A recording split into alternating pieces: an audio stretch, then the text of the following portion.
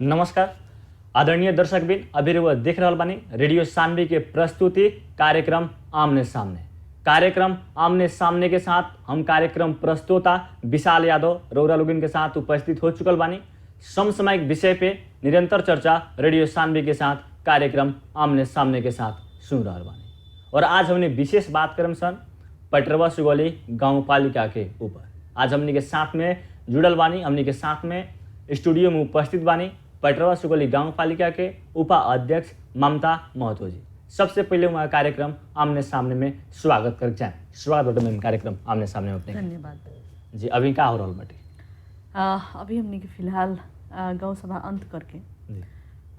थोड़ा सा rest time बाटे, लेकिन फिर भी बिहान के दिन में हमने के का करे के बा, कैसे करे के बाटे, कौन योजना पहले स्टार्टिंग करे के बाटे, वही सब विषय में छलफल हो रहा बाटे। कुछ दिन पहले ही जस्ट हमने के नेपाली कांग्रेस के केंद्रीय कार्यालय एगो प्रशिक्षण प्लस हमने के जितना भी अध्यक्ष उपाध्यक्ष पालिका अध्यक्ष उपाध्यक्ष ओकरा बाद में हमने के जिला समन्वय समिति के अध्यक्ष उपाध्यक्ष जे जीतल बाटे नेपाली कांग्रेस के लॉबी में वो उपाध्यक्ष अध्यक्ष लोग के बुला के हमने के कुछ सम्मान कार्यक्रम के साथ साथ ही प्रशिक्षण भी दिलक लोग। वही में हमने के व्यस्त होके बस जस्टे हमने के पालिका में रिटर्न भइल बनी सन जी 2 दिन मात्र भइल बाटे। जी मैम, जहाँ तक बात के लिए पटरवा सुगौली गाँव पालिका के हमने कुछ बात जानकारी रुआ से लेवे के चाहे सन। कुछ दिन पहले, आज से 4 या 5 दिन पहले के एगो अंतर्वार्ता रहे पटरवा सुगौली गाँव पालिका वार्ड नंबर 1 के वार्ड अध्यक्ष फरमान मियां अंसारी जी के साथ में कार्यक्रम आमने सामने के हिसाब में। तो वहाँ के एगो प्रश्नवाचक चिन्ह रुआ पर लगेनी जब पटरवा सुगौली गाँव पालिका के उप मेयर जी जनता के उप मेयर नहीं ही, वहाँ के पार्टी के उप मेयर बानी। हमारा के असफल करे के खातिर विभिन्न षड्यंत्र रच रहल बानी उप मेयर जी। वास्तव में सच्चाई क्या बाटे?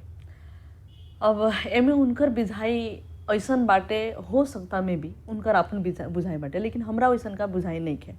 वास्तव में कहल जाए तो जनता के पार्टी के उप मेयर तो जहिया पार्टी टिकट दिलक जीत लेनी ओकरा बाद से तो पार्टी के रोल यहाँ खत्म हो गई। वहाँ हमने के बाटे कथी की जनता के उप मेयर।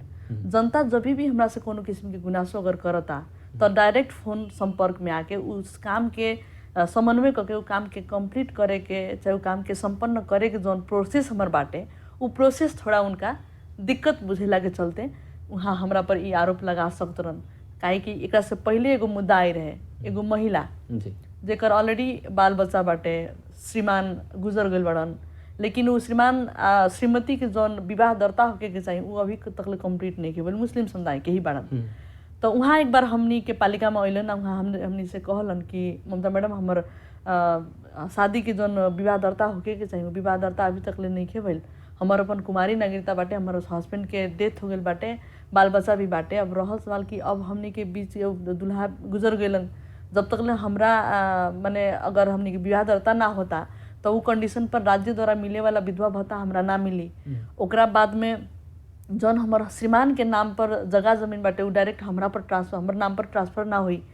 तो एक लागी अब अपने लोग के सहयोग चाहिए। हमने के जाता नहीं फरमान मुखिया से भेंट घाट करता नहीं तो वहाँ के बातें नहीं के सुनत, हे दिन आव हो दिन आव कह के आल टाल मात्रै करल जाता।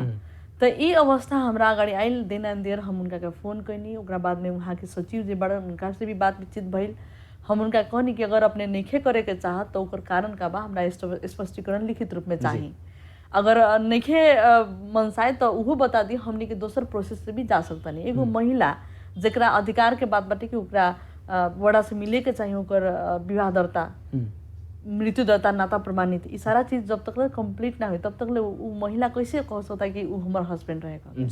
तो ये अवस्था अब एगो महिला के बारम्बार घुमावे के माने कारण से हम उनका प्रतंगासु की गर्मा गर्मी सही तौर से बतिया देनी, काहे कि वो महिला का अधिकार बाटे, हमर दायित्व बनता। वहाँ महिला के कहीं न कहीं हिंसा हमरा महसूस भइल।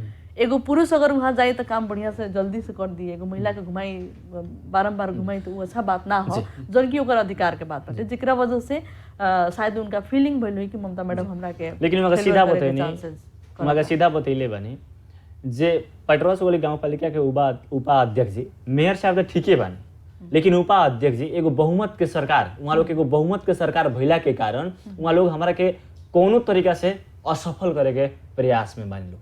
लेकिन रउरा बात सुनला के बाद में लागत बाटे जे जहाँ अन्याय अत्याचार होता, जहाँ गलत काम होता, ऊपर हम एक्टिव होकर बानी तो हमारे ऊपर प्रश्नवाचक चिन्ह खड़ा होकर बाटे।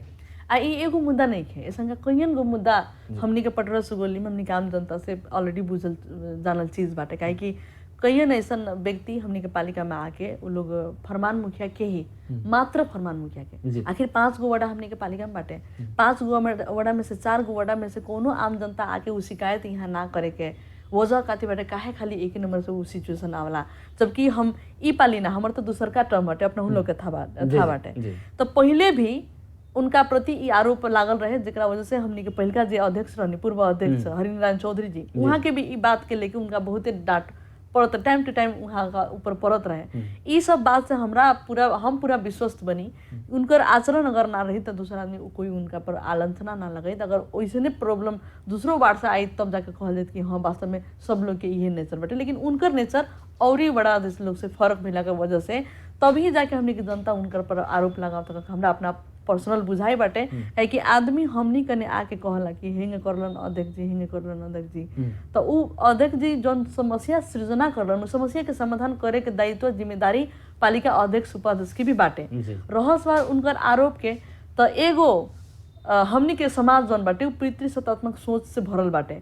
पुरुष के कुछ डांट पट के बोल दी तो वहाँ कोनो रिएक्शन ना हुई, लेकिन एगो महिला कोनो जायज चीज के लागी कोनो पुरुष से अगर टकराव ले लेता, वहाँ अगर कहीं तंगा सुखी कड़ाकड़ी होके बोल देता तो वहाँ उनका फीलिंग ये हुई कि ये महिला होके हमरा से छोट भी होके, एज में भी हम उनका से बहुत ही ज्यादा छोट बानी, लेकिन संघीयता का देन हो कि आज हम उपाध्यक्ष बनी, उनका से सीनियर बनी पद में पोजीशन में। एगो छोट महिला, एज में छोट महिला होके, एगो थारू के बेटी होके, एगो महिला होके हमरा कितना ज्यादा बोल देलन, कहीं ना कहीं उस चीज के पचावे वाला कंडीशन वहाँ लगाए हमने के समाज में भी अभी व्यवस्था नहीं है, जेकरा वजह से वहाँ के महसूस भइल कि एगो महिला होके हमरा के बोलता कह के। लेकिन साथे एगो और बात है, एगो बात और जोड़े के चाहे हम कि अध्यक्ष ठीक उपाध्यक्ष खराब काहेला, का वजह बाटे कि अध्यक्ष ठीक उपाध्यक्ष खराब, जबकि हमरा सामने अध्यक्ष से भी वही तरीका से बात होला, उपाध्यक्ष से भी वही तरीका से बात होला।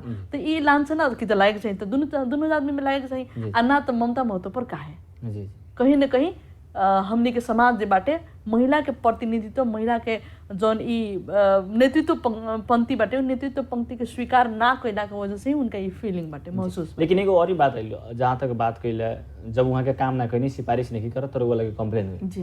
लेकिन साथे साथ एगो और ही बात बतैनी जे कोनो ऐसा चीज जैसे नगर पालिका से बजट तो ठीक बाटे 40 लाख रुपया विनियोजन कैले बानी, तो हर वार्ड में 40 लाख रुपया विनियोजन कैले बानी, लेकिन और ही काम में वहाँ के माइनस करके जात बनी उनका के बहुमत के सरकार के एगो ताकत दिखावत बनी उनका के ऐसा भी बात आई वार्ड अध्यक्ष फरमान मियाँ जी। वैसन का कोनो बात नहीं के, पालिका स्तर में जितना भी हमने के काम होला, बजट से लेके योजना से लेके ईच एंड एवरीथिंग में सब कुछ में सभी चीज में सब कोई के राय विचार ले के चलल जाला। जैसे कि अब कार्यपालिका की मीटिंग बैठी तो वहाँ के रही और सब कोई रही, तो वो अनुसार भी वहाँ के जितना भी माने बातचीत आई तो वहाँ में उनका समर्थन तो रही। हमने उनका बायस करे वाला अवस्था नहीं है, काहे कि हमनी के सोच विचार वैसे भी नेपाली कांग्रेस के नेतृत्व में रहल लोकतंत्र हमनी के लिए नहीं सन, कहीं न कहीं संविधाने के लागू करे में नेपाली कांग्रेस के नेतृत्व रहल। नेपाली कांग्रेस के कार्यकर्ता चाहे नेता लोग में ई फीलिंग हम कहियो ना देखनी कि हमनी के कहियो के बायस करके चलल जाए। ऑब्वियसली हमनी के सरकार वहाँ नेपाली कांग्रेस के बहुमत के सरकार बाटे, हमनी के कोई के छोड़ के कोई के काहा पाखा लगा के जाए वाला कंडीशन पक्का ही नहीं है। रहल सवाल उनकर ई विचार के सोच के तो उनका फीलिंग होके तो हमनी से डायरेक्टली आके कहे के पड़ल। हमरा कंते कंप्लेन वहाँ के नहीं कली ममता मैडम अपने हमरा के हिंगत छोड़ के चलता नहीं। पालिका के कोनो भी चीज कोई की अगर कोनो भी चीज महसूस होता कि हमरा साथ ही ज्यादती होता तो वहाँ हम बनी उपाध्यक्ष बनी अध्यक्ष बड़न, हमने दोनों आदमी से शेयर तो करे के पड़ल। संबंधित निकाय तो हमने बनी न पालिका स्तर में, बड़ा स्तर में का भेल बड़ा स्तर जनी, लेकिन पालिका स्तर में अगर कहीं केकरो ओसंगा महसूस होता तो उ आके हमनी से बात शेयरिंग करे के पड़ल। जैसे कि कोनो चीज में हमरा कहीं चीज ना बुझला तो डायरेक्टली हम अपन अध्यक्ष से जाके पूछी नहीं कि यहाँ ऐसे होता काहे ऐसे होता, ओकर सेटिस्फैक्शन जौन बात बाटे भीतर के अंदर के बात वो हमरा जाने के पड़ल, जाने के चाहिए कह मिले के चाहिए कह तो वहाँ मजा से क्लियर करल। तो वहाँ हमनी साथे अहन तो हमने उनका बताए। पटरस वाली गाँव पालिका में 5 वार्ड बाटे, 5 वार्ड के बात के लिए फरमान जी के अगर कोनो गलत काम होता तो वो लोग एक्शन ले रहा बानी। अगर 4 वार्ड अगर गलत करी लो तो वो लोग एक्शन ले आके खाली फरमाने जी पर। ऑब्वियसली हमने के जनता के द्वारा जितावल जनप्रतिनिधि भइला के नतीजे खाली एक ना बल्कि 1 से लेके 5 तक लेके जनता के गुनासो सुन के उ गुनासो के उ समस्या के समाधान करे के दायित्व जिम्मेदारी हमनी अध्यक्ष उपाध्यक्ष के बाटे। जी जी ऑब्वियसली यदि 1 नंबर से आयल तो 1 नंबर के समस्या के समाधान हमनी के अपना तरीका से करेम। ओइसने अगर 2 3 4 5 कहीं से भी आवता तो सारा समस्या के समाधान करे के दायित्व जिम्मेदारी हमनी अध्यक्ष उपाध्यक्ष के बाटे। तो वो अनुसार से हमरा से जितना होके सकी हम उ करेला पहले भी तैयार रहनी, अभी भी तैयार बनी, इन फ्यूचर भी हम तैयार रहें। यानी कि बीतल समय रुआ एक्टिव होकर काम करनी, जनता दोबारा भी रुआ के मौका देले बा काम करे के। रुआ लोग सही समय पर गांव सभा भी संपन्न कइले बानी। गांव सभा संपन्न कइला पर से मेन प्राथमिकता में का राखे रुआ लोग संपन्न कइले? पालिका में बहुत ज़्यादा काम बाटे करे लगी। सबसे पहले अब हमरा अपना बुझाई से हमनी के नीति तथा कार्यक्रम जौन रहल ओमे हमनी के विशेष तो शिक्षा के समस्या जे भी बाटे, शिक्षा के समस्या समाधान करे के कोशिश हमनी के कइले बनी सन। ओइसने हमनी के कृषि क्षेत्र में भी एकदम बढ़िया तरीका से चेंज करे के कोशिश हमनी के कइले बनी सन। ओइसे हमनी के स्वास्थ्य, पशु, ओकरा बाद में हमनी के ऊर्जा बाटे, ओकरा बाद में हमनी के माने आम जनता के जौन आर्थिक अवस्था बाटे कहीं न कहीं पालिका के स्ट्रॉन्ग बनावे के खातिर हमनी के आम जनता जे बाटे आम जनता के आर्थिक अवस्था के उकासे खातिर भी हमनी के प्लान रहल बाटे। वैसे ही पर्सा जिला में ही देखल जाए तो पटरसुल गाउँपालिका एगो पर्यटकीय दृष्टिकोण से एकदम भरपूर्ण एकदम अच्छा रहल हमनी के महसूस बाटे। ओकरा खातिर भी अब जैसे कि हमनी के भाता अभी के भल बीतल सावन के मेला 1 महीना के मेला रहल, उ मेला के व्यवस्थित करे के जिम्मेदारी दायित्व भी हमनी के स्थानीय तह के बाटे। ओकरा के अगर हमनी के व्यवस्थित करता तो हमनी के पालिका के जनता लोग के आर्थिक अवस्था बढ़िया होते होते हमनी के पालिका के भी इंटरनल जो स्रोत बाटे, आर्थिक स्रोत बाटे, ओकरा के भी बरियार करे वाला अवस्था वहाँ बाटे। तो ये सारा चीज़ के हमनी के छोट से छोट चीज़ के कि स्थानीय सरकार ऐसा सरकार है जहाँ जनता ओकरा के प्रत्यक्ष रूप में छुए सके वाला, महसूस करे सके वाला, जनता के हरदम गुनासो जे बाटे गुनासो प्रत्यक्ष रूप में हमनी से आके शेयरिंग करे वाला अवस्था बाटे। तो हमनी के चाहेम कि हमनी के पालिका के जितना भी जनता बाटे उ जनता लोग के जौन छोट से छोट बात बाटे, दुख बाटे, तकलीफ बाटे, ओकरा हमनी के निराकरण करे लगी हमनी से जितना होके सके वाला, नियम कानून से जौन मिले सके वाला बाटे ओकरा हमनी के मद्देनजर करते हुए आगाड़ी बढ़े के पड़ल। बाकी रहल है जैसे कि हमनी के शिक्षा के बात, कृषि के बात, स्पेशली कृषि के बात, काहे कि हमनी अपना विचार से कथी सोचनी कि अगर हमनी के बाहर से मटेरियल लिया के कोनो फैक्ट्री संचालन करतनी तो फिर भी तो कच्चा पदार्थ बाहर से आवता, कॉस्टली पड़ी। हमनी के समाज में जौन भी व्यक्ति लोग बाटे उतना एकदम बढ़िया बजट वाला नहीं खे, तो वो अनुसार से छोट चीज मैनेजमेंट करल जाए। जौन हमनी के ने स्थानीय स्रोत साधन बाटे ओकरा के प्रयोग करके हमनी के उ लोग के जीवन स्तर उकासल जाए। जौन में कृषि के प्रथम प्रायोरिटी हमनी के देनी सन। कृषि के अब जैसे कि हमनी के गांव घर में धान, गेहूं प्राय जसो अपने के पालिका में 3 बाली भी धान काटल जी, चैते धान, ओकरा बाद में हमनी के असारे धान, ओकरा बाद में हमनी के गेहूं, 3 गो बाली स्पेशली होला। लेकिन धान गेहूं मात्र रोपला से वहाँ के समस्या समाधान होके वाला अवस्था हमनी के महसूस ना भइल, जेकरा वजह से अभी हमनी के डेली वेजेस के चीज माने हमनी के दैनिक जीवन में नेपाल के ही जितना भी हमनी के व्यक्ति लोग जनता लोग बाटे जौन सामान हमनी के प्रयोग दैनिक जीवन में प्रयोग करता नहीं, जैसे कि दाल भइल, तेल भइल, ओकरा बाद में आटा भइल, ओकरा बाद में हमनी के चावल भइल, ओकरा बाद में और ही सारा चीज़ मर मसाला सभी चीज़ हमनी के कहीं न कहीं इंडिया में पूरा भारत में ही डिपेंड पड़ता नहीं सन। हमनी के तेल भी भारत से ही खरीद करता नहीं सन, दाल भी भारत से ही खरीद करता नहीं सन, जबकि हमनी के मध्य प्रदेश में अथाह रूप से जमीन बाटे, जदाद बाटे, उमें हमनी के अगर उपजावल जाए तो मजा से हमनी के वो चीज़ कंप्लीट करल जा सकता है। जौन पैसा हमनी के बाहरा कीन के बर्बाद करता नहीं, वो पैसा हमनी के अपन जगह में भी स्टोर करे वाला अवस्था बाटे। काहे कि हमनी के अगर उपजनी बढ़ावता नहीं, गेहूँ के उपजनी बढ़ावता नहीं, चाहे दाल के उपजनी बढ़ावता नहीं, तेल के उपजनी हमने बढ़ावता नहीं, तो कहीं न कहीं वो पैसा हमनी के अपन पालिका में रहे वाला अवस्था रहता। तो हमने अपन सोच कथी बाटे कि हमनी के सारा चीज़ के इम्पोर्टेंस देवल जाए, सारा चीज़ के खेती के लगी हमनी के व्यू विजन अपन जनता के प्रोवाइड करावल जाए, उ लोग के सुविधा देवल जाए, ताकि उ लोग रोपी तो बिहान के दिन में उ लोग के तरफ से भइल जौन उपजनी बाटे वो हमनी के अपन पालिका के कम से कम जौन बेसिक नीड्स बाटे, जौन आवश्यकता बाटे, उ आवश्यकता हमनी के पूरा करके उ पैसा हमनी के अपन पालिका में ही संचय करे के एगो रास्ता जौन बाटे ओकरा क्लियर करल जाए कह के हमनी के बात विचार रहल। वैसे ही हमनी के तरकारी खेती तो सब लोग करला, वहाँ अब 2 कट्ठा 4 कट्ठा करी लोग, बाजार हफ्ता में 3 गो 4 गो बाजार पड़ी, वो बाजार के मद्देनजर करते हुए मात्र वो लोग तरकारी खेती करी। लेकिन हमनी के सोच विचार कथी बाटे कि ना, अब की बारी हमनी वैसन का खेती के बढ़ावा ना देके बल्कि हमनी के व्यावसायिक रूप से खेती करावल जाए। 5 बीघा आलू चाहे एक गांव एक बाली ऐसा का हमनी करल जाए। अगर उ लोग वैसन का करे में तैयार होता तो हमनी के तरकारी संकलन केंद्र खड़ा करल जाए। तरकारी संकलन केंद्र खड़ा करके ओकरा व्यवस्थापन करके कोनो हमनी के लघुवित्त संस्था सब बाटे जे यहाँ से तरकारी फॉरवर्ड करे वाला अवस्था वहाँ सृजना करे पड़ल। जैसे कि पटेरवा सुगोली के रंगपुर में हमनी के अगर तरकारी स्टोर करे वाला एगो तरकारी संकलन केंद्र हमनी के व्यवस्थापन करता निसन, तो बाहर के आदमी आके वहाँ तरकारी पहुँचा दी जी।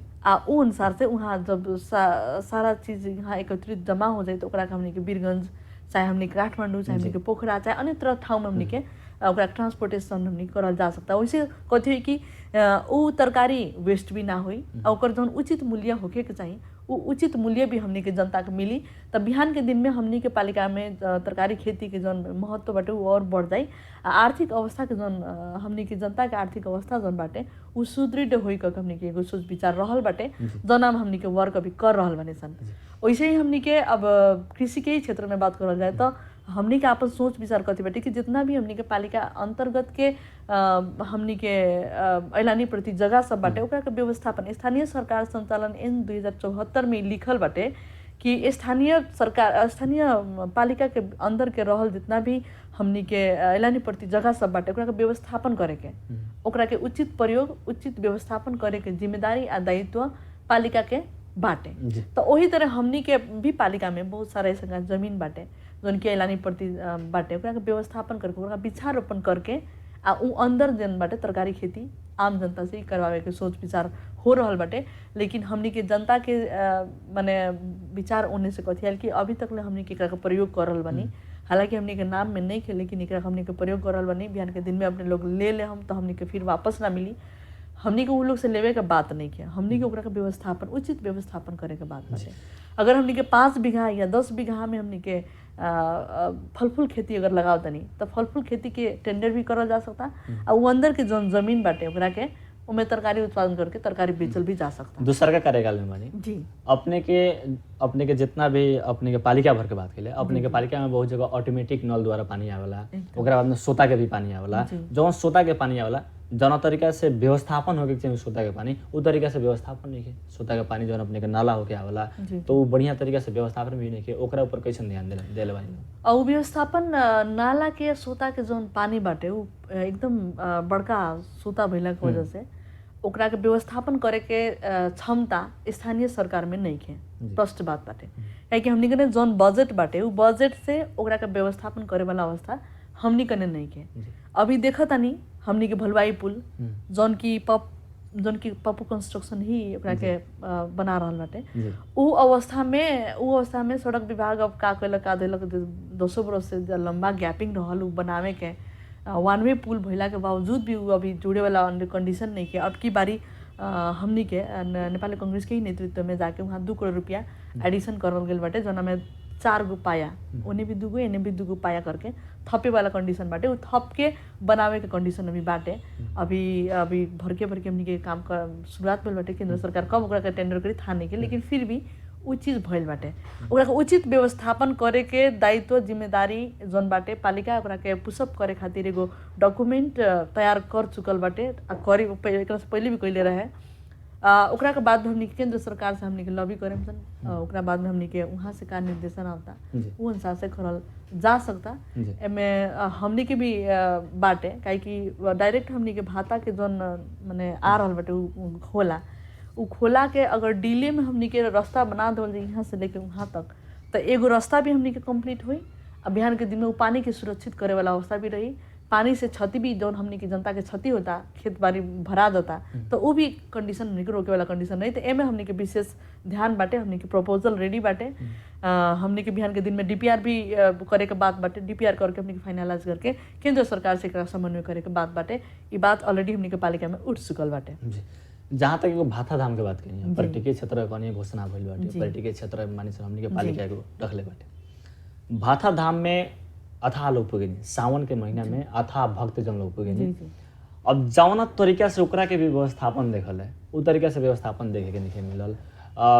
माने अनेकन अब जैसे भक्तजन लोग जात बानी तो एगो जौन मेन रोड होखेला जाए के, उ रोड ना जाके अब जाम लाग जाला बीच बीच में। प्रहरी यहाँ चरभैया कह के जौन चिन्ह रहला, 4 भैया 3, यहाँ एगो माई के मंदिर 3, यहाँ प्रहरी सैनिक लोग रहेला।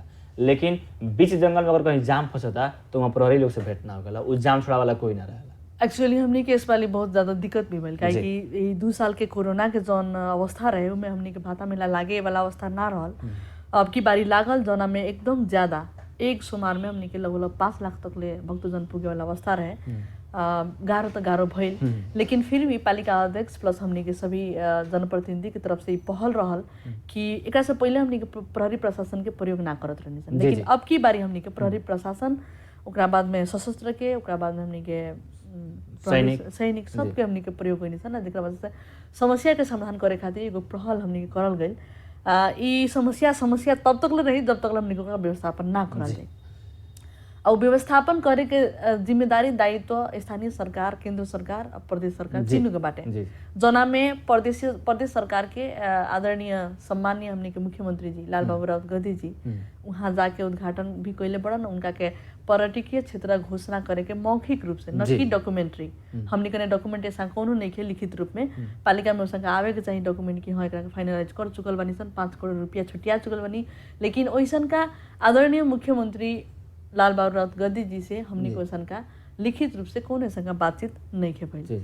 हमनी के जना तो घोषणा करे के कोनो बड़का भारी बात नहीं, लेकिन घोषणा कैल चीज के व्यवस्थापन कैल सबसे बड़का चीज रहला।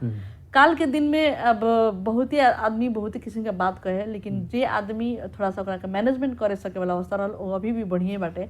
लेकिन जे आदमी घोषणा करके ओकरा के परिपूर्ति करे वाला अवस्था नहीं के, उ आदमी के बढ़िया हमनी के समाज के दृष्टिकोण नहीं है। तो हमरा आदरणीय मुख्यमंत्री लाल बाबू राउत गद्दी जी से आग्रह बाटे कि जे वहाँ बोलले बड़न कि पर्यटकीय क्षेत्र के रूप में हमनी के घोषणा कर देनी, ओकरा में 5 करोड़ रुपया छुटिया देनी। अगर 5 करोड़ रुपया पालिका के मातहत में आके अगर वहाँ काम होता तो हमनी के कहीं न कहीं ओकरा के व्यवस्थापन करे में सफल होते। लेकिन प्रदेश सरकार से उस कोनो अवस्था हमनी के नहीं है। हमने उनका से जाके बातचीत भी कैले बनी सन, लेकिन कोनो ऐसा का पॉजिटिव रिस्पांस नहीं, खाली घोषणा भर, वो भी मौखिक रूप में। हम कहता नहीं कि अगर हमरा घोषणे करे के बात बाटे तो लिखित रूप में कहे ना। पालिका पटना सुगौली गाँव पालिका के चाहे हमनी के ऑल ओवर नेपाल के ही दिशा में तो घोषणा कैले बनी सन, लेकिन अवस्था अपनहु से छुपल नहीं के, हमनियों से छुपल नहीं के। हमरा अपना नजर से कथी बाटे कि हम जौन चीज बोलत तानी उ चीज हमरा में करे में क्षमता भी हमरा में होके के पड़ल। अगर हमरा में क्षमता नहीं के तो उ चीज के बड़ थोड़ा लेटे से ही पूर्ण रूप से तैयारी करके ही घोषणा करे के चाहिए, क्योंकि हमरा अपना व्यक्तिगत विचार में यह टीवी के माध्यम से, यह प्रोग्राम के माध्यम से हम उनका से आग्रह करे के चाहेम कि जौन चीज वहाँ के बोलले बानी उ चीज पूरा करे के भी कोशिश करल जाए तब बढ़िया रही। हमरा तरफ से आग्रह बाटे उनका से कि ये चीज पूरा करे में उनकर बिहान के दिन में साथ समर्थन रहोस, क्योंकि हम आग्रह भी करेंगे। साथे साथे शिक्षा के बात के लिए रूरल पालिका में शिक्षा में शिक्षक लोग के बहुत अभाव रहल बटे, पालिका भर के ही बात के लिए। जी एकदम जौना विद्यालय में एगो विद्यालय में जितना शिक्षक रहे चाहिए उतना शिक्षक लोग वहाँ नहीं, वहाँ पठन पाठन में बहुत समस्या हो रहल बाटे रूरल पालिका में। ओकरा प्रति कैसन ध्यान रहल बाटे? वास्तव में शिक्षा क्षेत्र के जहाँ तक ले बात करल जाए तो ऑल ओवर नेपाल के ही समस्या ये चीज रहल बाटे, जना में माने कि पालिका पटना सुगौली भी अछूत नहीं के, वहाँ भी ये समस्या बाटे। हमनी पालिका में 3 गो मावी संचालन करते हैं जहाँ में +2 हमनी के संचालन कर रहा बनी पालिका के बजट से। सब्जेक्टिव टीचर नहीं है, विषयगत शिक्षक नहीं है, क्लास में विद्यार्थी के अनुपात में हमनी के शिक्षक नहीं है। जना माने क्लास में जितना स्टूडेंट होके चाहिए ओकरा से 3 गुना ज्यादा विद्यार्थी हमनी के बाटे। अब एगो क्लास में 150 स्टूडेंट बाटे, 130 को स्टूडेंट बाटे, आ टीचर एगो, घंटी जमा 45 मिनट के, ओमे भी सब्जेक्टिव टीचर के अभाव। वहाँ हमने के क्वालिटी एजुकेशन कैसे बात करल जा सकता? शुरू से हमरा ये चीज में माने विभेद माने हमरा अपना ना बुझे वाला माने ना पचे वाला बात, जबकि अब इस चीज के अकेले अगर पालिका समाधान करे के चाहिए तो पॉसिबल नहीं के, काहे कि स्थानीय सरकार ओकरा बाद में केंद्र सरकार के मातहत के रहे वाला शिक्षा बाटे, जेकरा के हमनी के एगो मैनेजमेंट करे के क्षमता हमनी में नहीं है। जस्ट एगो रेख देख कर दे वाला पार्ट मात्र स्थानीय सरकार के बाटे। केंद्र सरकार एकरा मैनेजमेंट करे के चाहिए, शिक्षक दरबंदी हमनी के देवे के चाहिए विद्यार्थी के अनुपात में, ओकरा बाद में विषयगत शिक्षक देवे के चाहिए, काहे कि जब तक ले स्पेशल शिक्षक विषय के शिक्षक अगर हमनी के ना रही तो वो स्पेशल सब्जेक्ट में हमनी के कहाँ से व्यवस्थापन करल जा सकता, क्वालिटी एजुकेशन के बात कहाँ करल जा सकता। अगर साइंस के सब्जेक्ट हमने पढ़ाओ तो साइंस से पढ़ल टीचर होके पढ़ल नहीं, मैथ के टीचर चाहिए तो मैथे पढ़ल टीचर होके पढ़ल नहीं। अब मैथे के टीचर ओपीटी मैथ भी पढ़ाई, साइंस भी पढ़ाई, इंग्लिश भी पढ़ाई, तो पॉसिबल नहीं है। गंजा गोल दाल भात तरकारी उड़े में सोन के खाइल जैसे हो गए। तो हम ये चीज़ के लेके अब ऑलरेडी हमनी के केंद्रीय कार्यालय में भी शिक्षा के वहाँ शिक्षा मंत्रालय में भी पालिका से 61 गो टीचर हमनी के डॉक्यूमेंट्री के साथ में बच्चा के अवस्था के अनुसार में हमनी के मैनेजमेंट करके वहाँ से मांग करल गई बाटे, लेकिन अभी तक ले उन्हें से परिपूर्ति होके वाला अवस्था अभी तक ले सूचना नहीं के भइल। ओकरा के मैनेजमेंट करे खातिर कुछ हद तक हमनी के पालिका के कुछ फंड हमनी के विद्यालय अनुदान कह के रखल गई बाटे, जोना में हमनी के टीचर सबके व्यवस्थापन करे खातिर कौन स्कूल में कौन टीचर के कमी बाटे, वो सब्जेक्टिव टीचर भी होगे पर कह के हमनी के वो टीचर के मैनेजमेंट करे खातिर कुछ बजट हमनी के रखल गई बाटे, जोना में 10,000 पर टीचर के दे के हमनी के सब्जेक्टिव टीचर के जौन कमी बाटे ओकरा फुलफिल करे के अवस्था बाटे। लेकिन नेपाल सरकार के मातहत में रहल स्थानीय सरकार बाटे, नेपाल सरकार ई कहता कि बेसिक सैलरी 18,000 होगे के चाहिए। वहाँ हमनी के 10,000 में एगो टीचर के एगो बैचलर मास्टर लेवल के टीचर के पढ़ावतन तो कहीं ना कहीं हमनी के भी नेपाल सरकार के जौन अवधारणा बाटे उनमें हमनी के मैच नहीं करल जैसा का फीलिंग होता, महसूस होता, तो वो भी हमनी के एगो समस्या ही बाटे। अभी वो चीज़ के रोकल गई बाटे। बिहार के दिन में हमनी के कहाँ कौन टीचर कमी बाटे, कहाँ कौन टीचर चाहिए करके वैकेंसी अनाउंस करके ओकरा फुलफिल करे के अवस्था बाटे। तो उस चीज़ के हमनी से सकी जितना करे के कोशिश हमनी के अपना से कैले बनी सन। जोना में अभी फिलहाल हमनी के सर्वे कैनी सन कि तीनों पालिका में तीनों मावी विद्यालय में कौन विद्यालय में सबसे बढ़िया रिजल्ट आयल बाटे एसई में, ओकरा बाद में कौन शिक्षक सबसे बढ़िया कैल बाटे, ओकरा सम्मानित करे के जौन बात बाटे प्रोग्राम हमनी के खाका तैयार हो रहा बाटे। कुछ ही दिन में हमनी के वो प्रोग्राम हमनी करे वाला बनी सन। अध्यक्ष जी भी बात पटरसुगोली गाँव पालिका में रुअल के बहुमत के भी सरकार बाटे नेपाली कांग्रेस के जी, केंद्र में रुअल लोगन के सरकार बा, तो फिर शिक्षक लोगन के समस्या कहाँ देखे?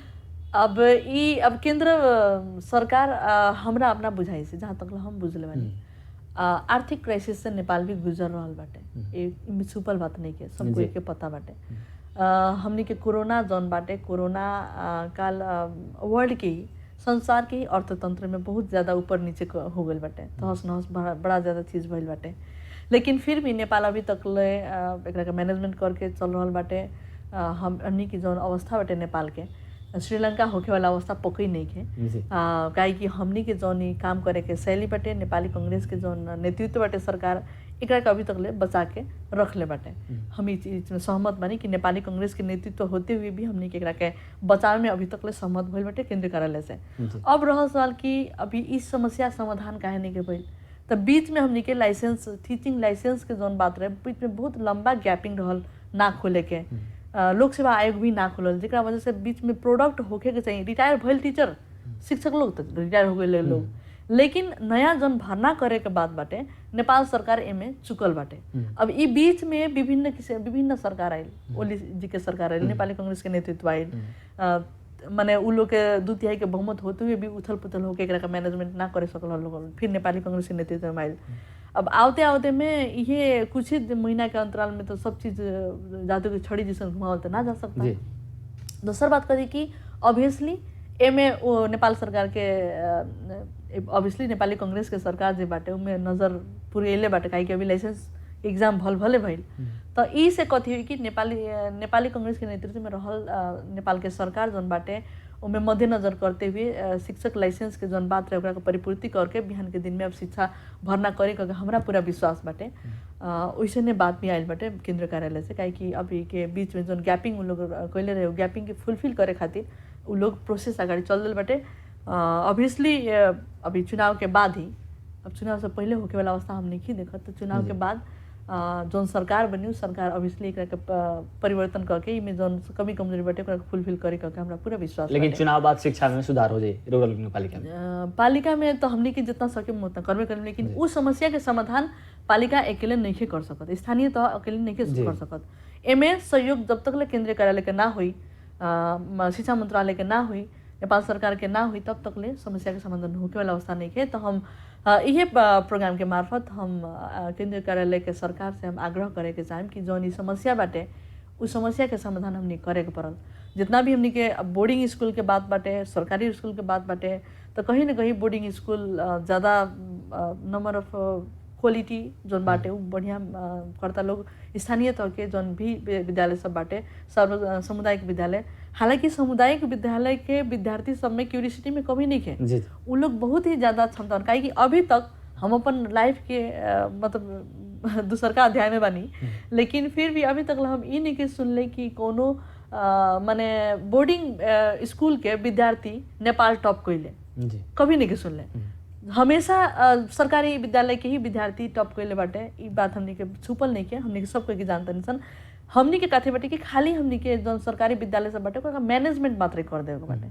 अगर हमनी के सही तरीका से उचित मैनेजमेंट हमनी कर तनी सन तो बिहान के दिन में नेपाल के शिक्षा जौन बाटे उ अबल हुई, सक्षम हुई। आ यहाँ जौन हमनी के समस्या बाटे मैन पावर के उ भी हमनी के कंप्लीट करे वाला अवस्था रही। तो कहीं न कहीं हमनी के नेपाल के अवस्था जौन बाटे गंभीर होके जौन गंभीर हो रहल बाटे उ गंभीरता से निकाले खातिर भी हमनी के शिक्षा नीति जौन बाटे ओकरा में कुछ चेंज परिवर्तन तो करे के पड़ी। ओमे हमनी के शिक्षा के व्यवस्थापन अगर नहीं करे सकत तो नेपाल के अवस्था एकरा से भी बदतर हुई। अगर ही हमनी के सक्षम हो जाता नहीं, नेपाल सरकार एकरा के कंप्लीट कर लेता कि नेपाल के शिक्षा नीति जौन बाटे ओकरा में कुछ चेंजेस करके व्यवस्थापन अगर उचित तरीका से कर लेता तो नेपाल के जौन माने हमनी के जनशक्ति उत्पादन के रेट बाटे उ अवस्था बढ़िया रही आ नेपाल के वृद्धि विकास जौन बाटे तीव्रता कायम करी। साथे साथे रउरा पालिका का स्वास्थ्य के बात की जी, स्वास्थ्य में भी कैसन कैसन योजना रखले बन लगन दूसर का कार्यकाल में रुआ कैसन योजना रखले बन? जी एकदम ही शिक्षा के साथ साथ हमने के स्वास्थ्य भी जुड़ल बाटे। काहे कि एगो स्वस्थ व्यक्ति ही बढ़िया स्वस्थ समाज के विकास कर सकता। हमनी का अपन व्यक्तिगत अवधारणा बाटे। तो ओमे हमनी के काथे देखल गेल कि वास्तव में नेपाल सरकार से निर्दिष्ट जौन भी हमनी के कार्यक्रम बाटे हमनी करे के पड़ी, ओकरा में एडिशन भी करल जा सकता। जैसे कि खोप के बाद कम्प्लीटली हमने के भइल, ओकरा बाद में वहाँ माने पब्लिक हेल्थ से रिलेटेड जोनो भी चीज़ बाटे, नाक कान घाटी मुँह की जो समस्या अभी बढ़तो अवस्था में बाटे हमने के समाज में, ओकरा के व्यवस्थापन करे खातिर हमने के ओकरा लागी कुछ मटेरियल, कुछ औषधि, ओकरा बाद में जे भी हमने कने काम करे वाला व्यक्ति लोग बाटे, नर्स आ डॉक्टर लोग बाटे, उन लोग के भी हमने के बेसिक ज्ञान हमने के देवे के कोशिश कइल सन कार्यक्रम के मार्फत। वैसे ही हमनी के महिला प्रजनन के बात करल जाए 16,000 दिन तक बढ़ते बाटे, लेकिन ओकरा में एडिशन एगो और एक कथी चीज़ इस पाली कइल गेल बाटे कि पोषण के साथ साथ ही महिला लोग के जौन बच्चा डिलीवरी होला ओकरा बाद में जौन कपड़ा व्यवस्थापन करल जाला, कितना महिला ऐसन होला कि इनर माने इंटरनल जौन पैंटी भइल या चाहे हमनी के नाइटी भइल उ सब चीज़ उ लोग लेके ना आवला। जैसे हतार में चलाई लोग वहाँ से व्यवस्थापन करे में थोड़ा सा गाढ़ हुई। तो सुतकेरी कपड़ा कह के हमनी के बच्चा के तो देते बनी, मतारियों के भी देवे के पड़ल कह के हमनी के एगो विचार आयल, जेकरा वजह से हमनी के उ चीज़ के भी व्यवस्थापन इस पाली के नया योजना में हमनी के कुछ बजट रखल गल बाटे, जना में सुतकेरी कपड़ा में जे भी हमनी के सुतकेरी बहिन सब बाटे ओकरा के हमनी के और इस पोषण के सारा चीज़ के साथ साथ सुतकेरी कपड़ा भी वहाँ प्रोवाइड करल जाए।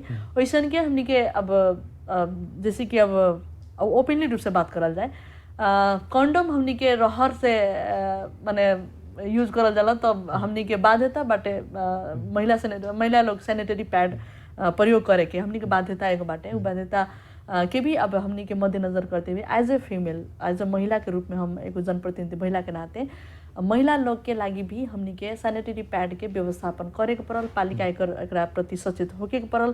काहे कि ई बीच में देखल गल कि महिला में विभिन्न किस्म के इन्फेक्शन होता, उ इन्फेक्शन महिला प्रजनन संबंधी विभिन्न किस्म के रोग सब होता, ओकरा कंप्लीट करे खातिर एगो प्रोसेस इहो बाटे सैनिटरी पैड के व्यवस्थापन हमनी के पालिका करे के पड़ल। करके सैनिटरी पैड बैंक हमनी के एगो स्थापना करे के विचार बाटे। अब की बारी हमनी के बजट रिटेल बने सन, बिहान के दिन में हमनी के ओकरा के व्यवस्थापन करके आगे बढ़ल जाए। जी मैम, समय हम निकला बहुत कम बा, छोड़ करी में हम उधर जाने के चाहे से। जी जी। अब जहाँ तक स्वास्थ्य में बात करें, नेपाल सरकार द्वारा जितना औषधि प्राप्त होके चाहिए हर स्वास्थ्य केंद्र में पालिका भर के बात करता नहीं, उतना औषधि भी वहाँ उपलब्ध होके के पड़ल। जी एकदम ही। ई चुनाव के लगभग 3 महीना होके लगल, हमनी के लगभग अध्यक्ष उपाध्यक्ष के संयुक्त रूप में अनुगमन 2-3 बार हमनी कर चुकनी। जहाँ भी हमनी के गईनी वहाँ मेडिसिन के अवस्था देखल नेपाल सरकार द्वारा प्रोवाइड कल जितना भी हमनी के दवा सब बाटे उ दवा सब वहाँ भरपूर्ण रूप में बाटे। ओकरा बाद में कथी बाटे कि हमनी के पर्सनली माने इंचार्ज लोग से चाहे महिला स्वास्थ्य कर्मी लोग से अलग अलग तरीका से बातचीत हमनी करे के जाने के जानी कि वहाँ के अवस्था का बाटे। सारा और ऐसे रिपोर्टिंग बढ़िया आयल। हमनी के दवा के अवस्था भी देखनी तो मजा से एकदम बढ़िया दवा भी फुलफिल बाटे, डेट भी मजा के डेट बाटे। तो अनुसार से हमनी के पटरा सुगल गाँव पालिका में कोनो भी हमनी के स्वास्थ्य संस्था में औषधि के कमी नहीं के, स्टाफ के कमी थोड़ा सा पकई बाटे। वो स्टाफ के मैनेजमेंट हमनी करे के कोशिश अब की बारी हमनी करम। विगत के दिन में हमनी को फुलफिल ना करे सकनी सन, लेकिन अब की बारी हमनी के सोच विचार बाटे कि तुरंते वैकेंसी अनाउंस करके ओकरा फुलफिल करल जाए। ये सब अवस्था बाटे। दवा के जहाँ तक बात बाटे तो हमरा हमनी के अनुगमन के पार्ट में उस चीज़ के कमी हमनी के महसूस ना कईनी सन। जी, साथे साथे एक और बात रुआ समझाने के चाहम, समय बहुत कम बाटे। युवा लोग के पटरा सुगल गाँव पालिका में जितना भी युवा लोग बानी अब बेरोजगारी के कारण वो लोग गलत रास्ता पर जा रहा है। जौन सही रास्ता चुने के चाहे सही रास्ता नहीं चुने और बेरोजगारी बेसी लोगत बाटे। हमनी के पूरा नेपाल के बात करी समग्र रूप में तो पूरा नेपाल भर में बेरोजगारी के अवस्था बहुत ज्यादा रहल बाटे। लेकिन पटरा सुगल गाँव पालिका के हम बात करें वहाँ बेरोजगारी के कारण नशा युवा लोग कर रहल बानी, अनेकन तरीका के नशा कर रहल बानी लोग। उ लोग के खातिर युवा लोग के खातिर कोनो ऐसा योजना रखले बानी लोगन की ना पटरा सुगल गाँव पालिका में? पटरा सुगल गाँव पालिका के व्यवस्थापन करे खातिर वहाँ के जोन भी युवा लोग बाटे, बेरोजगार युवा लोग बाटे, ओकरा के व्यवस्थापन करे खातिर पालिका जना ढंग से हमनी चलाओ तनी उ ढंग से पॉसिबल नहीं है। तो ओकरा के थोड़ा सा चेंज करे के हमनी कोशिश कइल। जहाँ की बात ऑलरेडी हम कहनी कि हमनी के पालिका में रहल जितना भी कृषि योग्य जमीन बाटे चाहे ऐलानी प्रति जगह बाटे ओकरा के व्यवस्थापन करे खातिर, ओकरा के बढ़िया करे खातिर ओकरा में हमनी के अगर माने व्यवस्थापन करे के योजना जब ले आवता नहीं तो वहाँ ऑलरेडी हमनी के 5 गो 10 गो आदमी के वहाँ टेंटेटिव दिहल जा सकता, जॉब दिहल जा सकता, डेली वेजेस में होकस या मंथली में होकस हमनी के व्यवस्थापन। काहे कि ओकरा से जौन इंटरनल स्रोत बड़ी उस इंटरनल स्रोत से हमनी के 50 को माने युवा लोग के व्यवस्थापन करल जा सकता। वही के लगी हमनी को व्यवस्थापन करे के सोच भी बाटे। वैसे ही हम अपने के जानकारी भी करा दी कि वार्ड नंबर 5 निष्ठा मनिहारवा के बीच में एक जगह बाटे जहाँ हमनी के लगभग 100 बीघा जितना ऐलानी प्रति जगह बाटे। उमें हमनी के पालिका के उद्देश्य रहल कि उमें हमनी के ताल खोनाएम, ताल खनवा के ओकरा के व्यवस्थापन करेम सन, व्यवस्थापन करेम। वहाँ भी हमनी के 8-10 आदमी के काम दिहल जा सकता, वहाँ भी हमनी के बेरोजगार युवा सबके रोजगारी दिहल जा सकता। उताल के मैनेजमेंट करे खातिर, ओकरा के व्यवस्थापन करे खातिर, ओकरा में जौन हमनी के बोटिंग के जौन विचार बाटे बोटिंग के मैनेजमेंट करे खातिर, वहाँ के उताल के व्यवस्थित करे खातिर एगो पर्यटक के हमनी के आपन पालिका में भितरियावे खातिर जौन हमनी के सोच और विचार और जौन विजन बाटे उसे भी हमनी के कुछ हद तक युवा लोग के व्यवस्थापन करे वाला अवस्था रही। तो ये सब कुछ बाटे। अब एक ही बार हमने के सोचल यदि कर ली तो पॉसिबल नहीं है। काहे कि यहाँ अब खाली लगा दिला से ना भाई लोग के उचित सैलरी भी देवल जरूरी बाटे। तो सैलरी के मैनेजमेंट करे खातिर पहले तो अपन पालिका के इंटरनल जौन स्रोत बाटे, इंटरनल आर्थिक स्रोत बाटे ओकरा के हमनी के व्यवस्थापन करे के बात बाटे।